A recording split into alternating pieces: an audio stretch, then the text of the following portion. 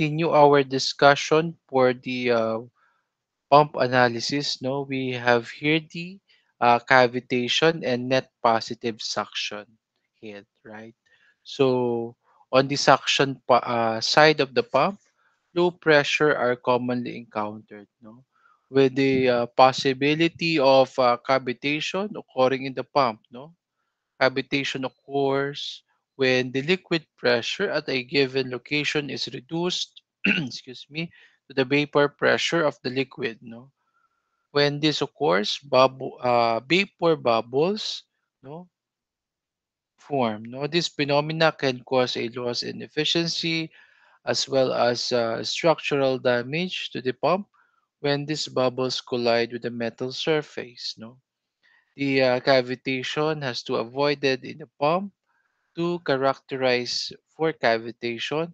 The difference between the total head on the suction side and vapor pressure is used. No, so we have here the total head near the pump impeller. So based on the definition earlier, no, the total head or the net positive suction head will be equal to what? The total head on the suction side and the vapor pressure head. So we have here the total head of PS over specific weight plus V2 over or Vs squared over 2G, where PS is the suction pressure. This is the suction pressure. This is the suction pressure, and Vs is the velocity of liquid. So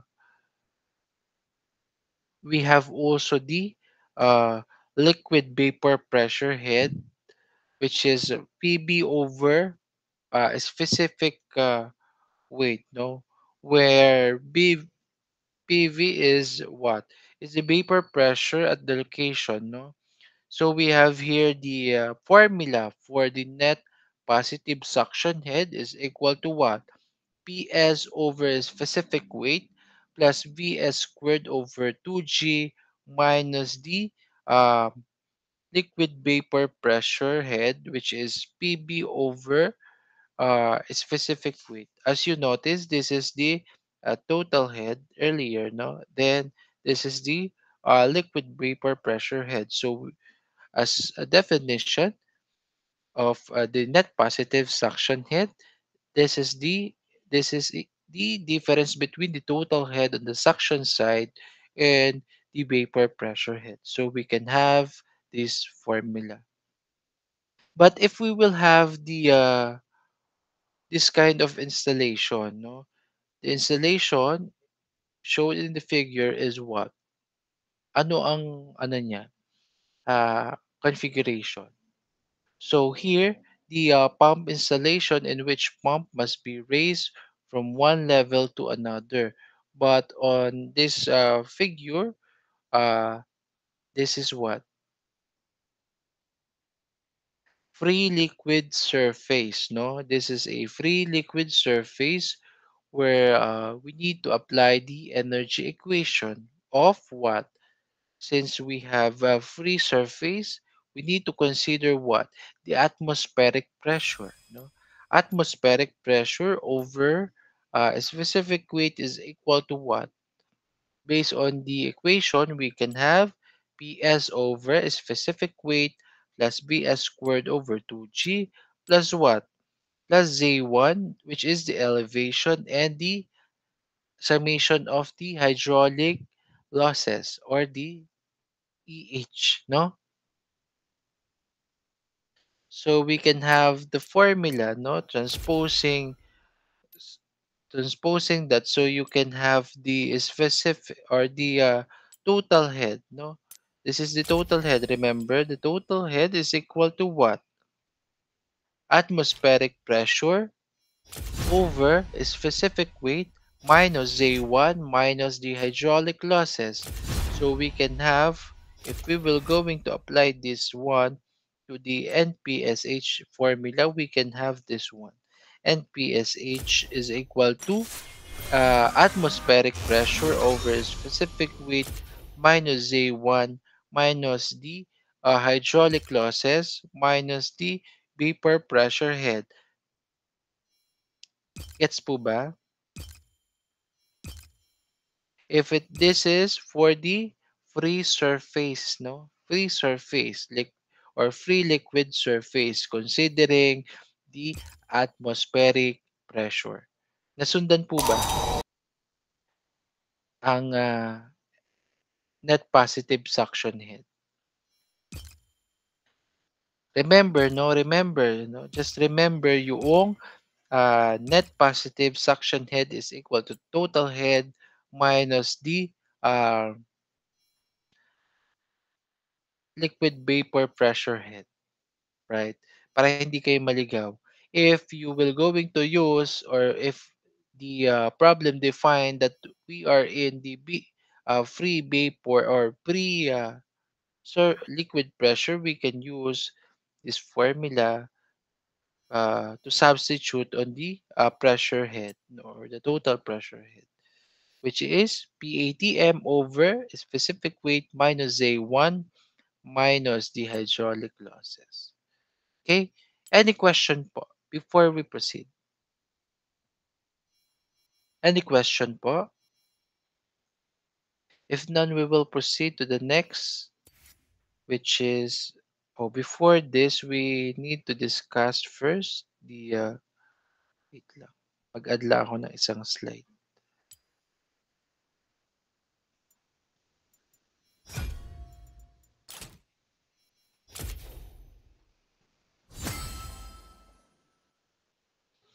Okay.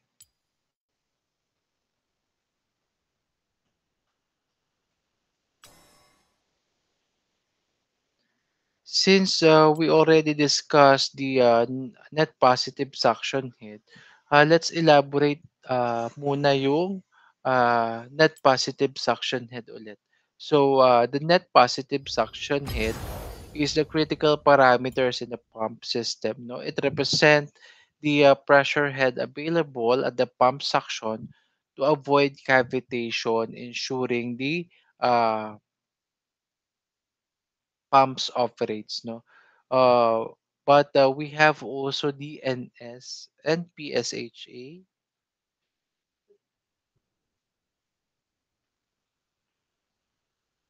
or the net positive suction head available.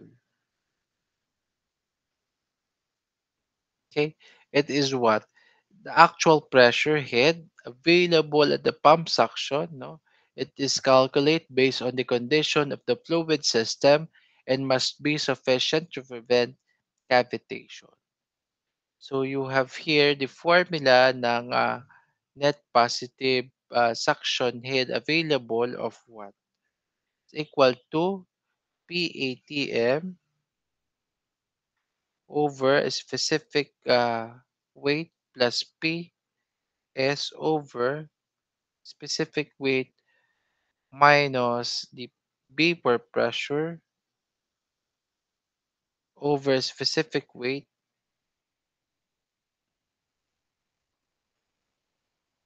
minus what?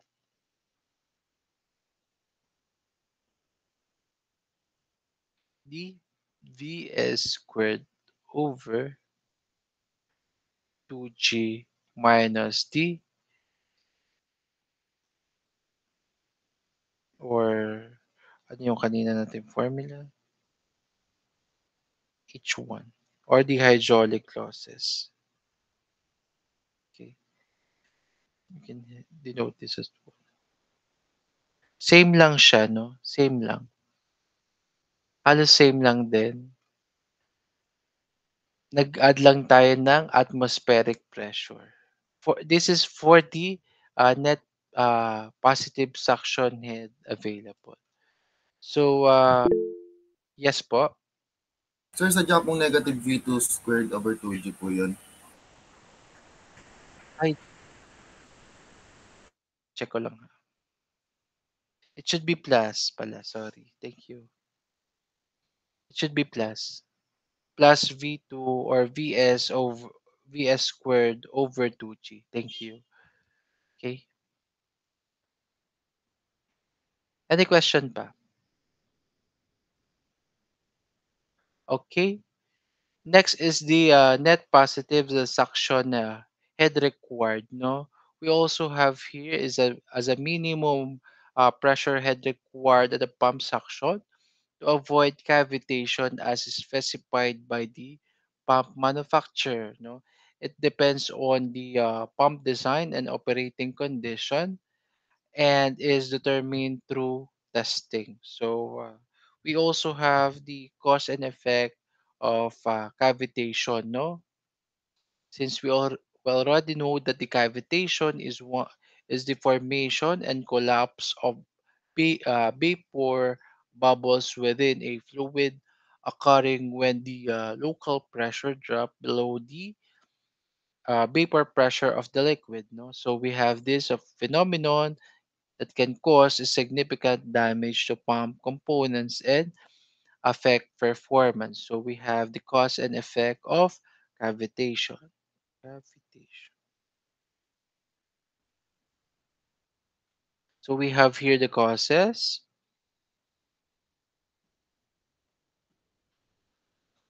and effects. So we have under causes, we have low NPSHA,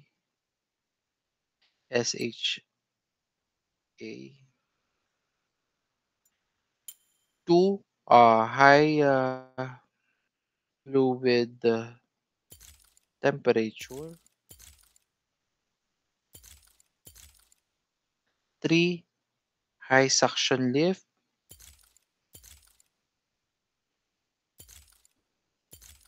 4 the high flow rate. Okay. So for the low NPSH when the NPSHA is less than the NPSHR, the cavitation is likely to occur. So if you are asked to find the NPSHA, it should be greater than no NPSHR to make it more or to prevent the cavitation. No? Okay, for the high fluid temperature, higher temperature increase the vapor pressure, making the cavitation more likely. Same as with our ideal gas law, which is Pb is equal to mRT, where temperature is directly proportional to the pressure. If we increase our temperature, we, there is a tendency that the vapor pressure is or the pressure will increase also. So in the industry, no, we consider the temperature and the pressure in selecting the piping system, but there is also a condition on that. No, it depends upon the fluid or the working fluid. No. Next is the high suction lift. The greater elevation difference between the fluid source and the pump can be reduced NPSHA. So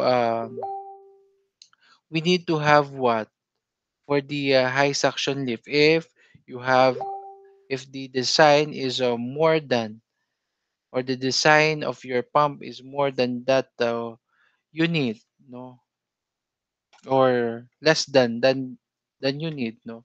So for example, you have a head of 50 meters ng design ng pump and you have a building which you need to supply up to 75 meter, no? So, kulang na agad yung head. So, there will be a tendency ng cavitation. Magkakaroon ka ng bubbles or magkakaroon ka ng air doon sa loob ng piping since hindi kayang i-pump, no?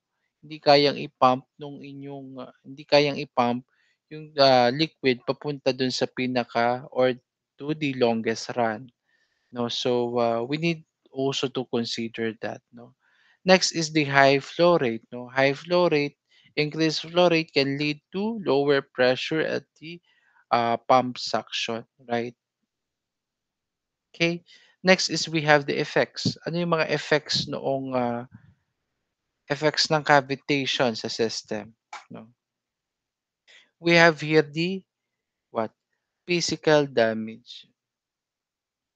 Since the cavitation can cause pitting and erosion on the pump impellers and other components. Once you have bubbles on the system, it can have a corrosion or since there is oxidation taking place on your system, not only in the to the impeller but also in the piping system, right? Next is the noise and vibration. No, this is very typical sa industry. No, vibration. Cavitation generates noise and vibration, which can lead to mechanical failure over time.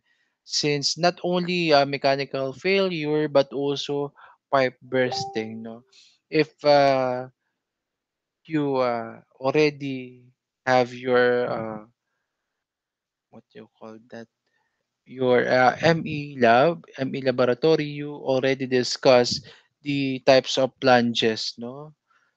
In the industry, we have plunges which is joined by a screw, no? Screw nut lang and meron lang siyang sealed and rubber gasket. So if there is a vibration occurring on the system, no, possible there will be or possible mag-loose lahat ng screw, no? Which can lead to pipe burst out, no? So, kapag nagkaroon ng burst out, ang mamahal ng components ng not only ng pump but also the controls, no? Some of the controls are being controlled by automated control panel, right? So, once na magkaroon ng burst out, so possible ma-damage yung mga components natin, lalo yung mga electrical components ng mga power pumps since that is ordered overseas. So, in order to solve that or in order to reduce or to minimize the probability that there will be a burst out, no, some of the facilities installed flexible plunges, no, so there will be an isolation or absorb absorb nung plunges yung vibration through a flexible plunges, no. If we have a flexible plunges, ma-isolate natin yung system and hindi magkakaroon ng masyadong effect yung vibration nung ah, pump doon sa system, right? So next is the reduce efficiency. Reduce efficiency, reduce efficiency. Wait lang. Reduce efficiency, cavitation disrupt the smooth flow of the fluid, decreasing pump efficiency and performance. If you have bubbles and if you have what do you call this, the high suction lip, possible that you cannot attain the maximum efficiency of your system, as well as you can lose your uh, capacity since that is wait lang. Since mayroong losses doon sa or since reduce yung inyong uh, efficiency, no, capacity. Okay. Any question po before we proceed to the preventive measures for the cavitation? Any question po? So in order to have or to prevent the cavitation, we need to do two things, no, increase NPSHA and reduce or decrease the NPSHR. No, in increasing the NPSHR, you need to reduce the suction line losses, no, which can be done by minimizing the friction losses in the suction line by using what? Larger pipes and reducing the number of fittings and bends. No. Another one, increase the suction head, no, raise the fluid level at the pump suction or lower the pump closer to the fluid source. No. Some of the pumps, no, the pump orientation is vertically aligned or horizontal split. So, yung pinaka connection niya to the reservoir is ano, pag horizontal split, ano lang yun, parehas sila ng center line. So, there will be, sa suction head, no, same lang sila ng level. So, there will be no, uh, wala ka ng Z1 doon kapag horizontal split. Even sa vertical, kung same lang yung inyong datum line and yung sa suction line, hindi ka na magkakaroon ng Z1. No? So there will be or we already increase the the suction head, right? No, since we already have a closer fluid source. Next is the reduce the fluid temperature. No, lowering the temperature of fluid decrease its vapor pressure. So some of the system has a reservoir. So first you will going to treat the fluid, no, or you need to cool down the fluid before you pump it out, no. So para ma-reduce natin yung temperature, naka-store muna siya sa reservoir or sa isang storage um, tank, no. Next is prevention method is the decrease the net positive suction required by selecting appropriate pump, operating within temperature range, and install an inducer. No, sa appropriate pump, no, it should be choose a pump with a lower NPSHR suitable for this specific application. No, kung ano yung design based dun sa inyong plan, no, you need to follow that, no. So you can operate the pump within the recommended range based on the manufacturer's recommended flow and head range, no, to maintain adequate NPSHR, right? And next is install an inducer. An inducer at the pump suction can reduce what? The NPSHR by pre-pressurizing the fluid, right? So, any question po? Any question for the cavitation? If none, we will go to the what? Uh, pump in series and parallel configuration. So, wait lang. So we have two configuration of pumps, no? It can be arranged in series or in parallel for additional head or flow capacity. So here I have a figure for a, series configuration. So when pump is arranged in series, the inlet, this one, the inlet of the second pump is connected to the outlet of the first pump. So the same flow rate passing through each pump, no, but the heads generated by two pumps are added together for a given flow rate. So in series configuration is stated that you should have uh, ang value nyo ng Q is what? Equal lang, no? Since that is a series configuration.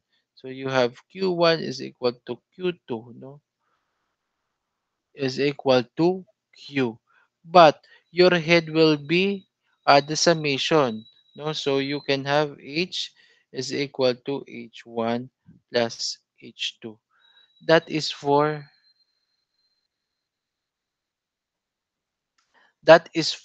what? That is for that is for the series configuration, right?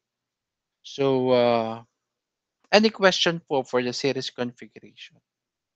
Any question po?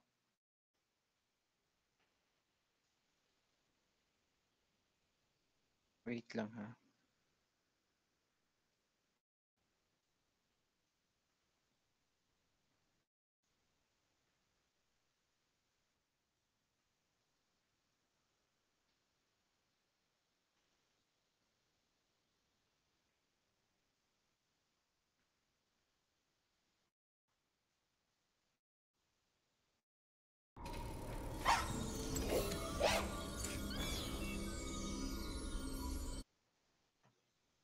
Okay.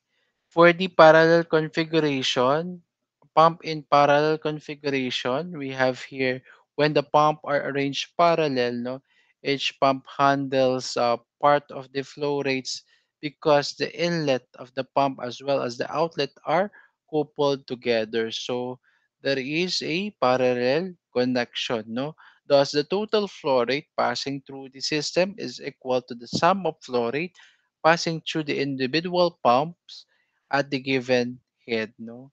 Which is the same for each pump. So here, your Q1 will be what? The summation of two flow rates, no? So you have here Q is equal to Q2 plus Q1, right? And for the head, no? Ang head niya is parehas lang since hindi naman sila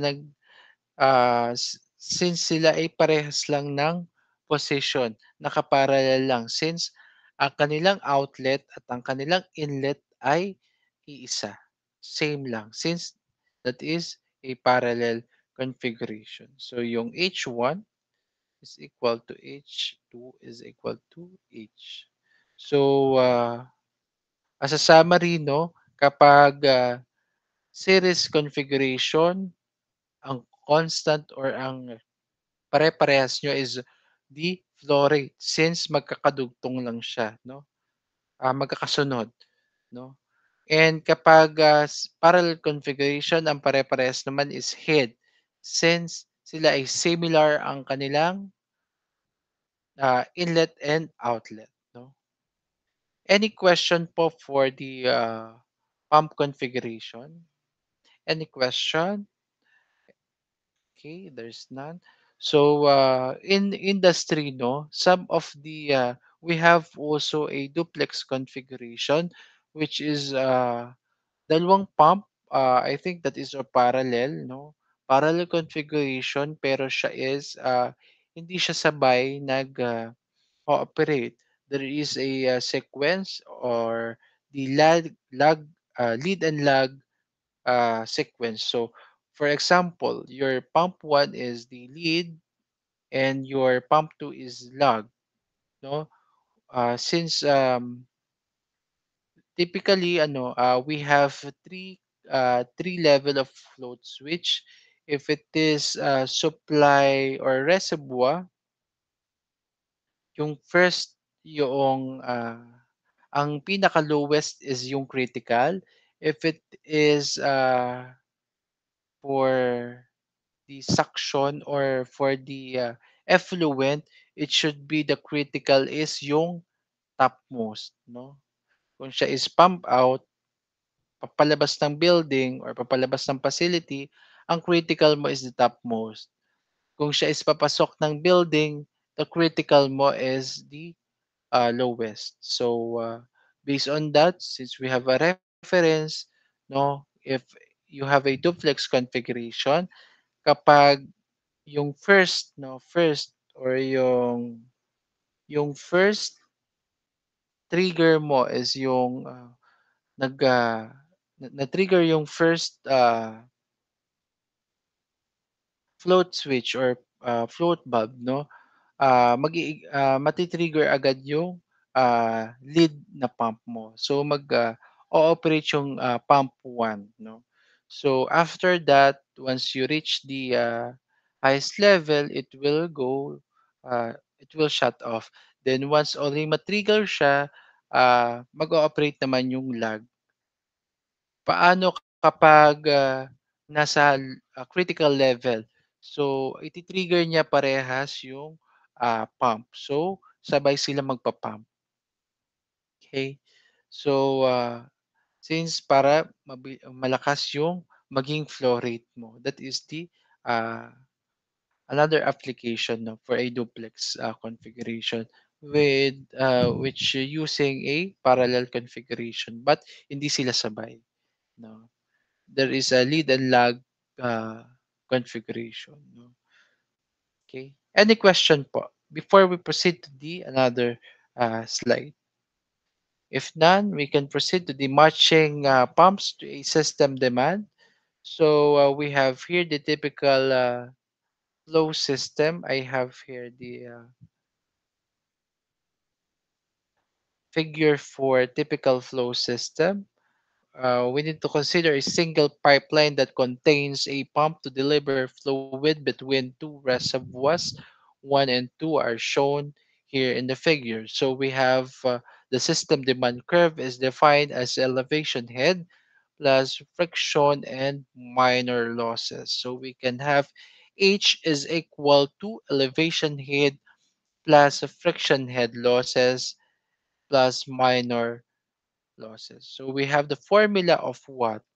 For the elevation head, since we have here two elevation, which is Z1 and Z2 respectively, so we can have H is equal to H2 minus H1 plus FLV squared over 2 GD plus the summation of minor losses or the hydraulic losses. So we have here the condition, no, before we solve that we need first to have a condition. So you need to have Z2 is greater than, it should be greater than Z1. You cannot pump, no, na mas mataas pa yung reservoir papunta dun sa inyong sa susuplayan ninyo, no. If mas mataas yung reservoir ninyo kaysa dun sa kung mas mataas yung reservoir ninyo papunta dun sa susuplayan niyo, you can use the gravity, no? Right? If you have no maintaining, if you don't have any maintaining pressure, you can use the gravity. But for example, you have based on a plumbing design, you have a overhead tank in the roof deck supplying the first floor first fourth floor or the half of the building, you can use the booster pump, no, with a bladder tank, right? But after that, no, for example, you have a 16 story building, no, I think half of that or from 12th floor going up is supplied through a booster pump.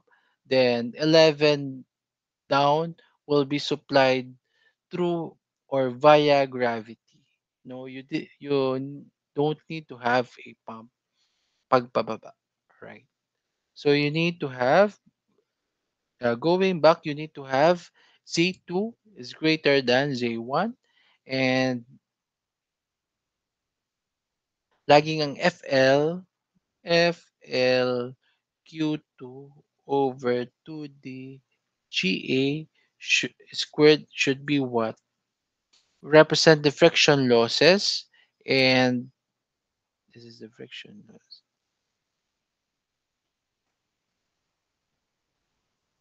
And the Q over 2G DA, sorry.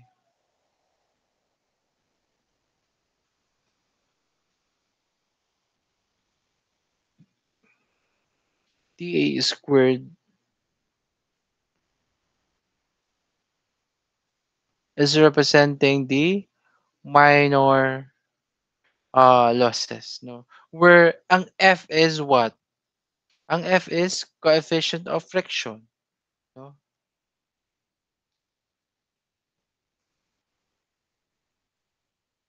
Of friction. How about L? This that is the length of the pipe.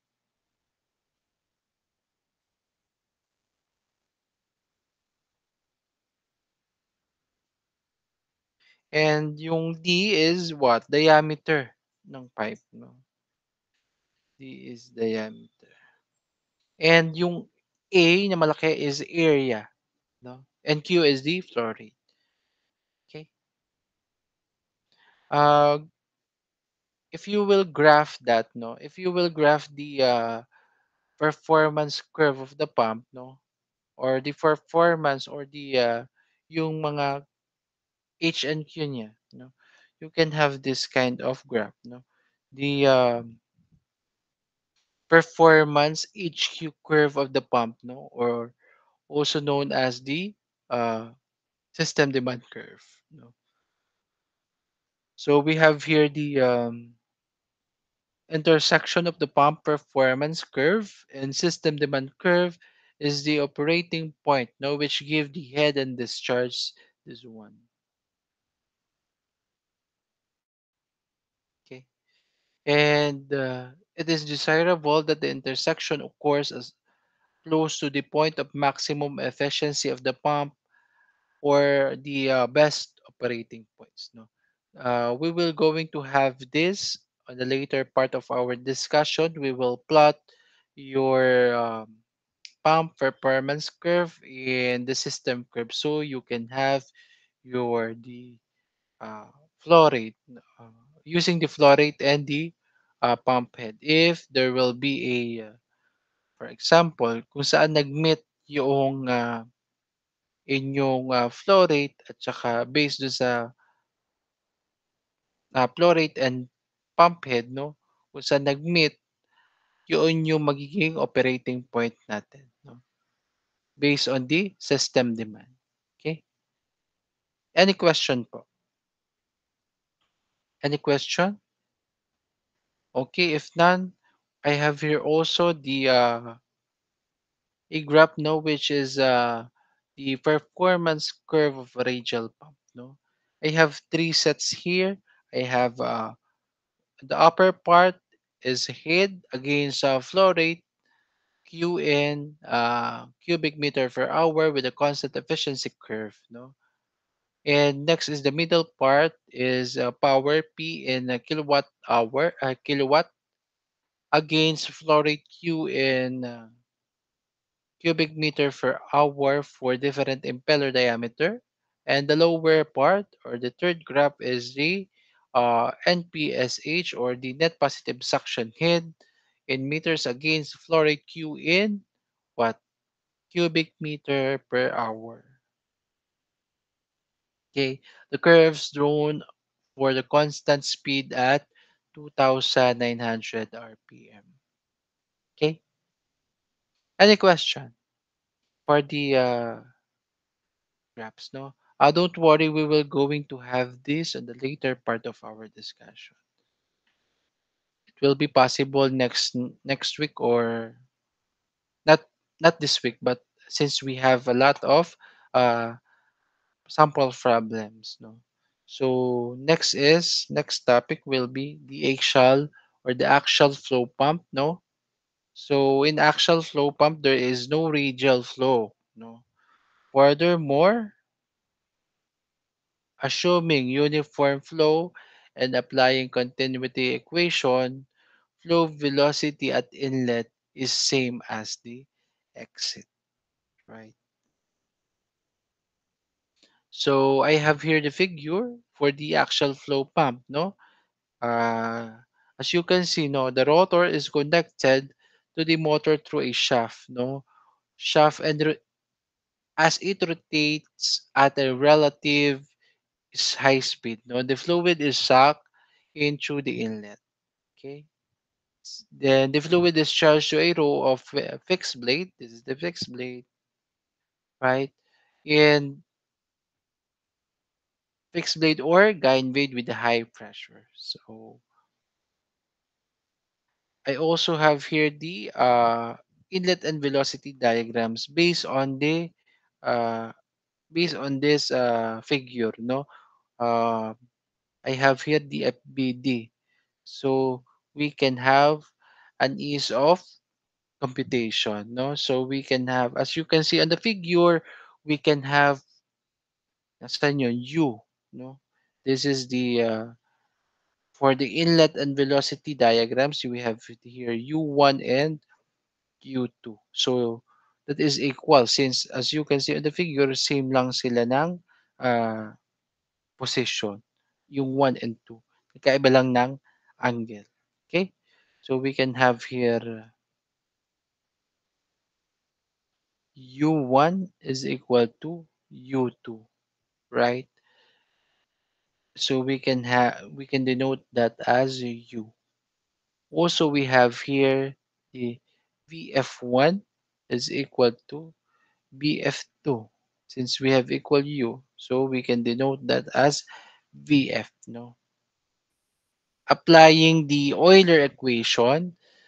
No, let's apply na yung Euler equation. Euler equation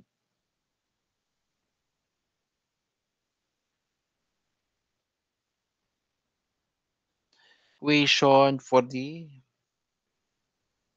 axial pump, which is same for the radial pump. We can have H is equal to what? U2 V2W minus U1 V1W over G. Okay. Since we already have the relationship between U2 and U1, we can denote that as U, right? So we can have H is equal to what? U times V2W minus V1W over G, right? So we can have what?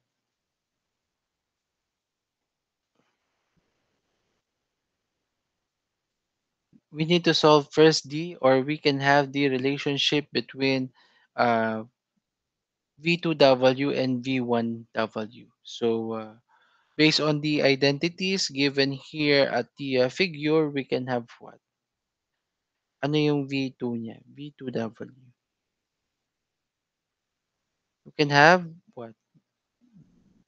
V2 cosine alpha 2. Tama? Or we can equate that to U minus B1 or BF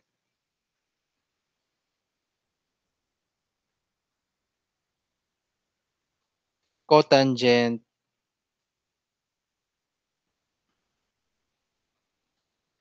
beta 2. For B1, W, ano yung equation natin na pwedeng gamitin? We can have B1, this one, times cosine alpha 1. Tama. Or B1W is equal to BF cotangent alpha 1. Okay. We can substitute that to H, so we can have U is equal to what? U times what? The quantity of H is equal to U times the quantity of U minus BF cotangent uh, beta 2 minus BF what? Ano yung kanina? Cotangent, hindi cos. Cotangent alpha 1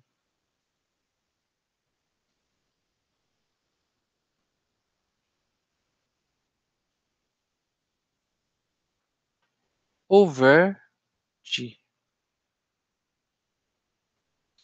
So we can have the formula ng H is equal to what? U squared minus UVF, sorry, cotangent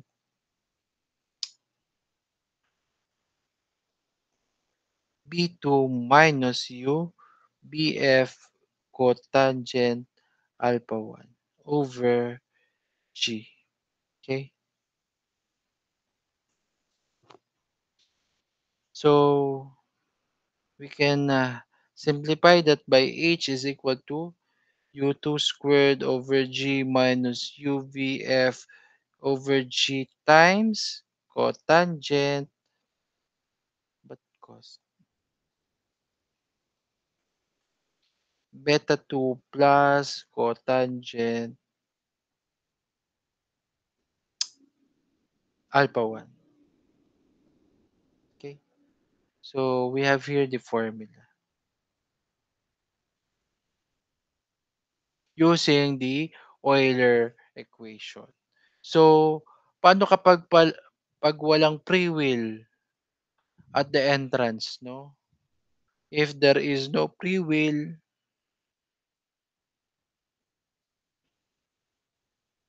is no free will at entrance,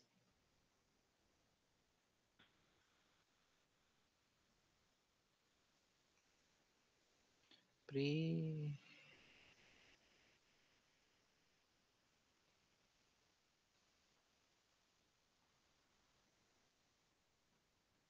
at entrance, you can have what? H is equal to what? U squared over G minus, since wala kang B1W, B1W, wala. You can have UF, BF, UVF, cotangent,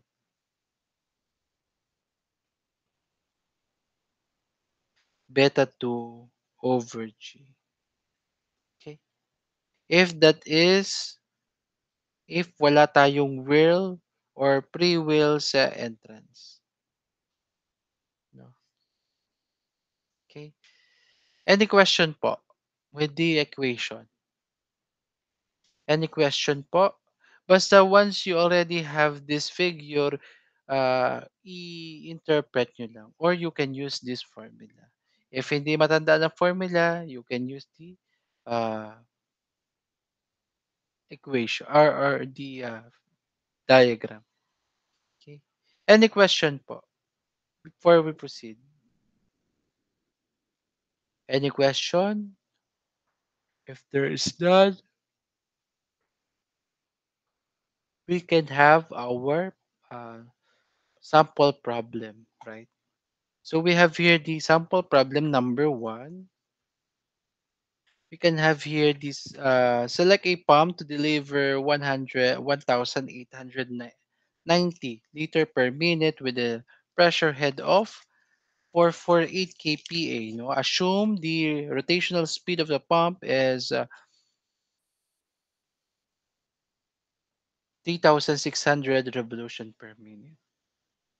Okay, so we are asked to find the type of pump. No, based on sa ating discussion last week, we already identify if you will going to use the specific speed, you can identify which pump will going to use. So we need first to have the specific speed, no, before we identify that. But we need to have the given.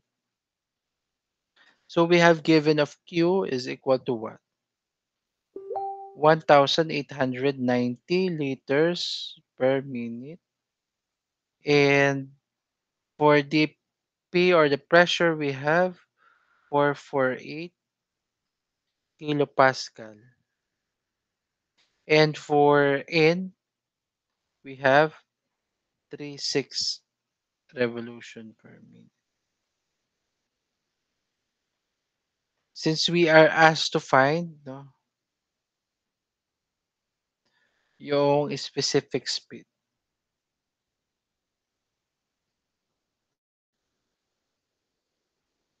which is yung WP. Ang WP natin, ang formula is what?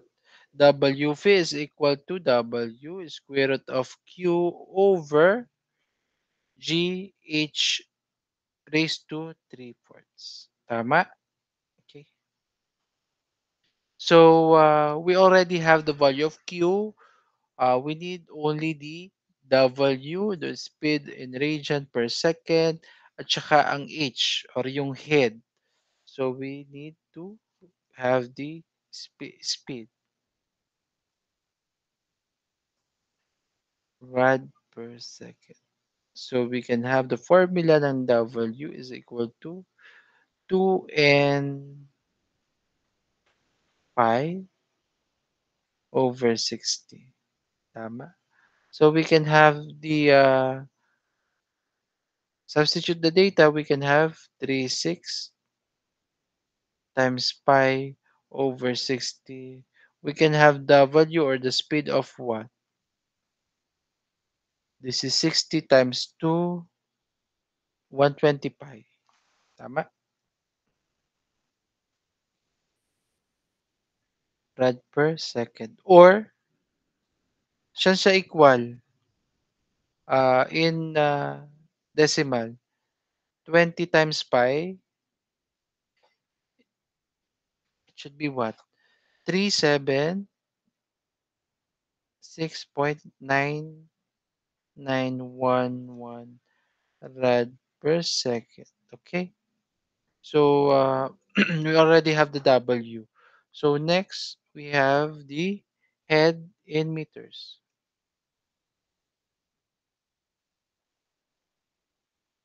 Ang formula natin ng head is what?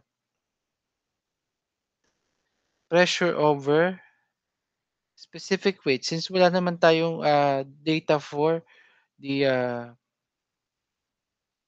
velocity. No? So, we can have, ang pressure natin is 448 kilopascal over 9.81 kilonewton per cubic meter, or in unit analysis you can write kilonewton over meter squared. Cancel, cancel. You can have H is equal to what? Paki-compute po. Tama, 45.6677 meter. Okay?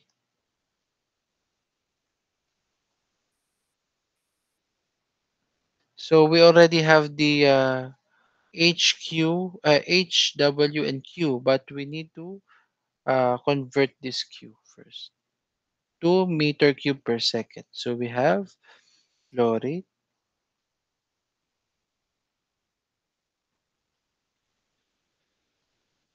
is equal to what? Q is equal to 1,890 liters per minute.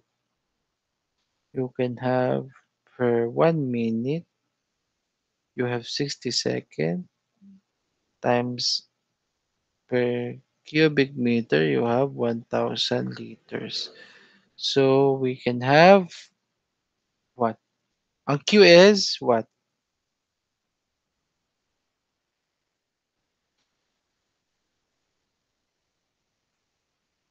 0.0315 cubic meter per second. So, substituting the values to the specific speed formula,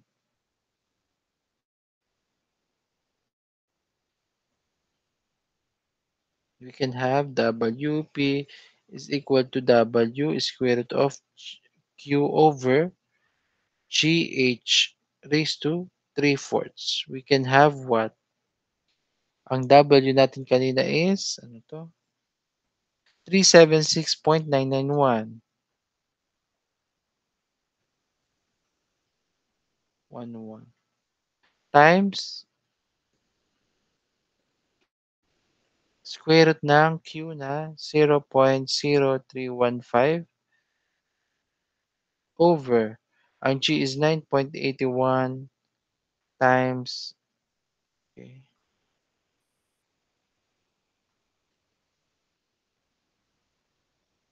times ang H natin is 45.6677 raised to 3/4.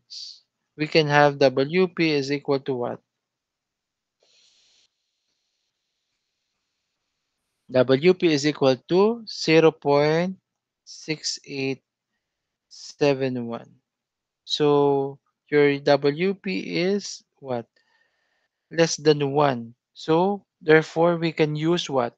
Anong pump? Therefore it should be what? Radial flow pump.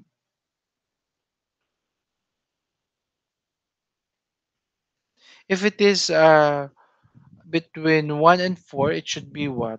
Based on our discussion last week.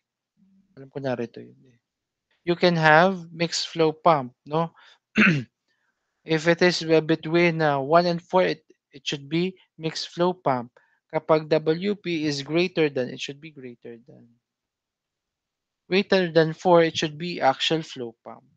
So since our value of WP is 0.6871, which is less than 1, therefore we will use the radial flow pump.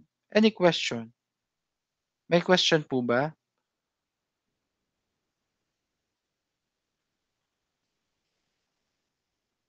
May question? Wala? So let's go to the next sample problem. Sample problem number 2. The radial flow pump has a following dimensions: inlet blade angle 44 degrees. It should be 30.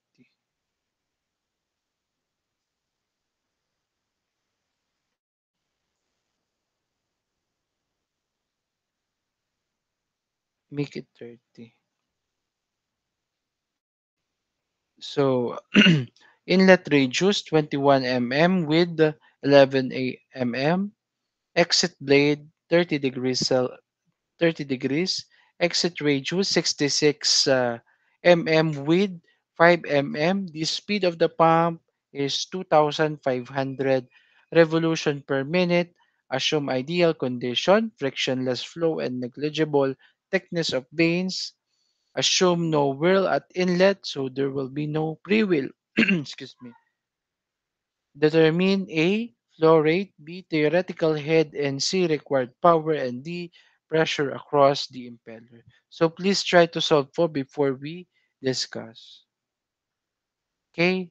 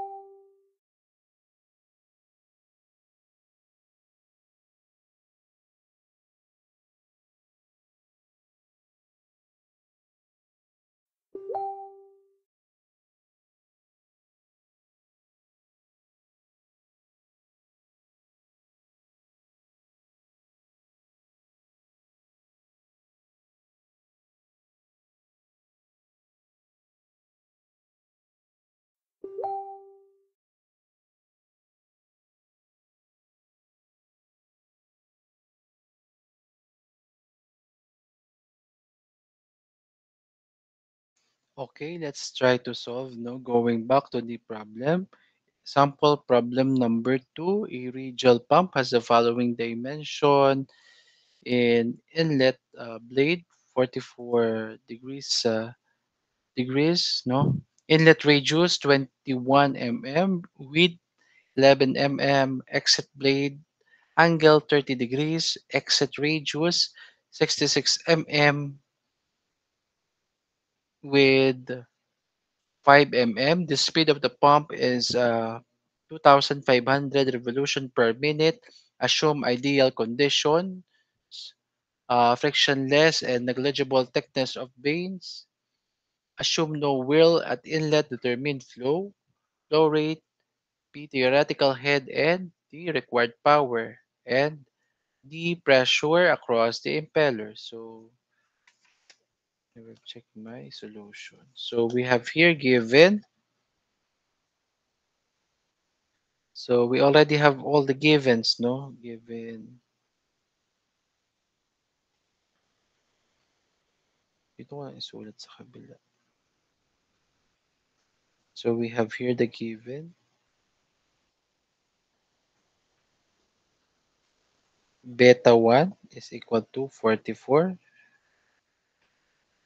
R1 is 21 mm. B1 is equal to 11 mm. For beta 2, we have 30 degrees. R2 is equal to 66 mm, right? B2 is 5 mm. And then the N, 2,500 RPM. Since we have no wheel or pre-wheel, we can have H1 is equal to 0 and alpha 1 is equal to 90 degrees. Right? So let's have this. No? We First we need to have the peripheral velocity at inlet, right? So we have peripheral velocity at inlet.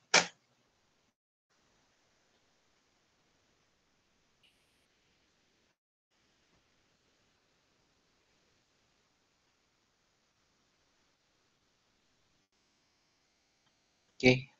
So we have the formula sa peripheral velocity of U1 is equal to what? WR1, right? So we already have the formula ng W kanina. So ang W natin is 2n pi over 60, right?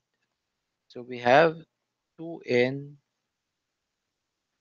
pi over 60 times R1 since we have peripheral velocity at inlet.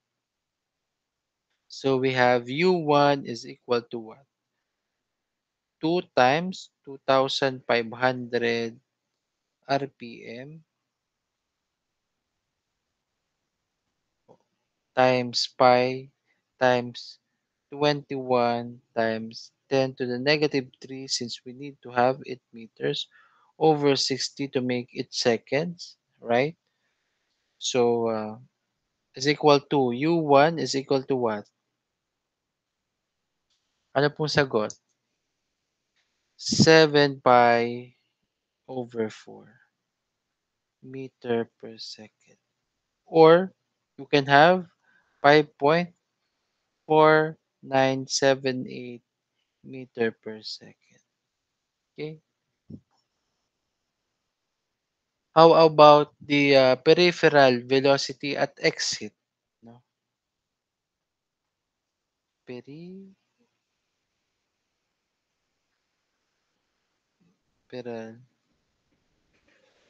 velocity at exit. You can have U2 is equal to WR1 or R2 is equal to what? Same formula. 2n pi over 60 times R2. You can have what? Q2 is equal to 2 times 2,500 times pi times 66 times 10 to the negative 3 meters over 60. You can have U2 is equal to what? Multiplying that all, you can have 11 pi over 4 meter per second or what? 17.2788 meter per second. Nasusundan po? Okay. From our inlet diagram, no, since we need to have the BF1 na B1F na formula. So we can have here what? TOA, no? Tangent beta 1 is equal to B1F over U1. So, so getting the B1F, no, we can have from the inlet,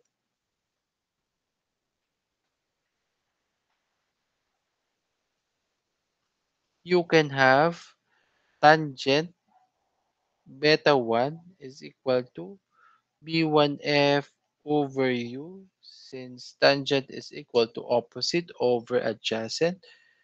We can have tan no, no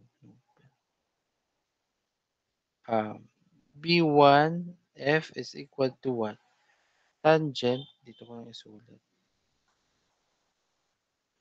Tangent beta 1 times U1.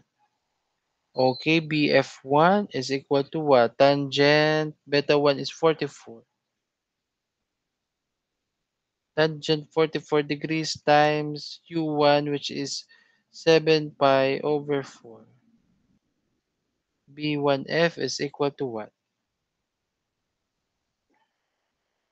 5.3092 m over s, or meter per second. So calculating the flow rate, since we are asked to find the flow rate is equal to what? Based on our equation, or based on our formula, we can have Q is equal to pi times D1 B1 B1F. Okay, so we have Q is equal to what? Pi times, ang ating given is naka-reduce. So we need to multiply that to 2. So we can have 2 times, ano yung R1 natin? 21 mm. So 21 times 10 to negative 3 meters. Ang ating B1 is 11. No? 11 times 10 to negative 3 meters times ang VF natin is 5.3092 meter per second. You can have Q is equal to what? Ang Q natin is equal to 7.7058 times 10 to negative 3 meter per meter cube per second. This is the Q. Ano bang hinahanap ko? The flow rate. So we already have the uh, known letter A. So for the known letter B, no, since we already have Q, no, we need to equate that. Pabalik naman tayo, no. Q is equal to what? B or D, wait lang, pi this 2B2 B2F, right? So we have Q is equal to what? Ang ating Q is 7 point, here, 7.7058 times 10 to the negative 3 meter per second, meter cube per second is equal to what? Pi times, ang P2 natin is what? 66 yung R1, R2. So we need to times that to 2. We can have 66 times 10 to the negative 3 meters. Ang B2 natin is what? B2 is 5 mm. 5 times 10 to the negative 3 meters times ang VF natin is, VF2 is what? Unknown. Okay? We can have B2F is equal to what? Paki-compute po. You can have 371, 3.7164 meter per second. Okay? So, going back to the exit, no? From exit,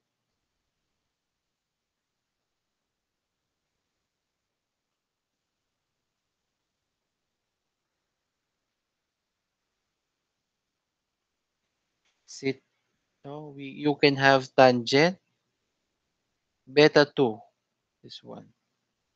So, tangent beta 2 will be equal to what? Will be equal to B2F over U2 minus what? Minus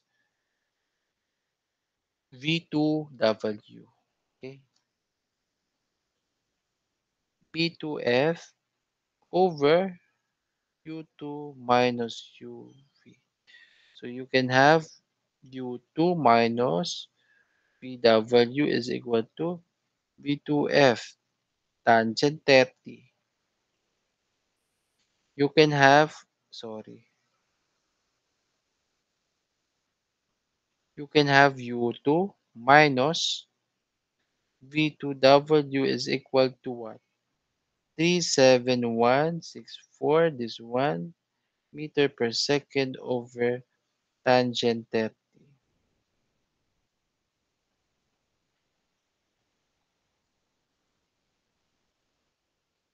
So you can have your U2 minus V2W is equal to what?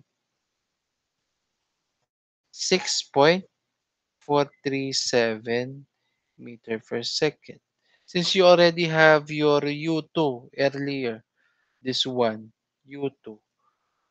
So you can get your V2W. No?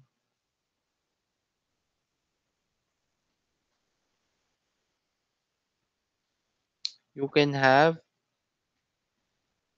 your V2W is equal to what? Anong value nun? 11 pi over 4. 11 pi over 4 minus 6.437 meter per second. You can have V2W is equal to what? 10.8418 meter per second. Okay? Using that, you can have your what? Alpha, right? So, tangent alpha 2 is equal to what? B2 F over B2W using the here. Okay?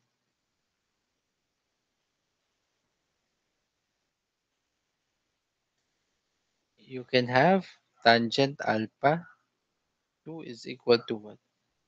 3 point, this one, 7, 11, wait lang, 3.71, this one, 64 meter per second over what? You can have 10 point, this one, point 8418 meter per second. You can have alpha 2 is equal to what? Solving that, arctangent times 31, arctangent of 31764 over 10.8418 is equal to what? 18.9209 degrees. That is your angle. Then after that, no, you can apply that to the formula of 2VW is equal to V2W is equal to V2 cosine alpha 2. Since you already have the alpha and the V2W, you can have your B2. B2 will be what? B2 will be 10.8418 meter per second over cosine 18.9209 degrees.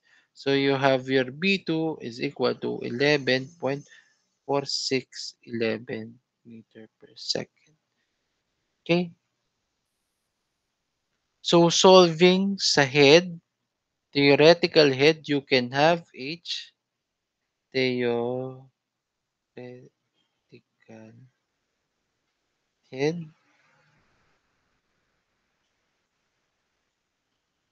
you can have H is equal to what? U2V V2W over G. Since you have your U2 and U2W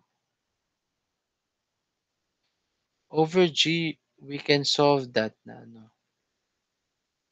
So we can have 172788 meter per second times what?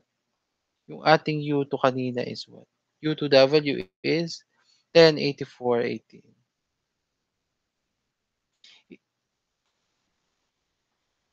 Itong V2, gagamitin natin siya mamaya for later pa. Dun sa fluid pressure. Dun sa fluid pressure. So, ano nyo lang, yung 11.4611. Pero hindi naman siya need pa sa theoretical head. But, kinumputa natin since nandun na tayo. So, going back sa theoretical head, we can have 17.2788 times 10.8418 meter per second over what? 9.18 meter per second squared. So you can have your H is equal to what? Your theoretical head will be what? 19.0962 meters. So we already solved uh, the second question, no? The theoretical head. Then tomorrow we will continue the solution for the theoretical power and the change in pressure or the item C and D for sample problem number 2. But before we end our class, do you have any question, clarification before we end the class? May question po ba? Wala naman po. Wala na. So please open your camera for our attendance and we will continue this solving tomorrow. Okay? Paki-open po muna ng camera so we can have a snapshot of our attendance.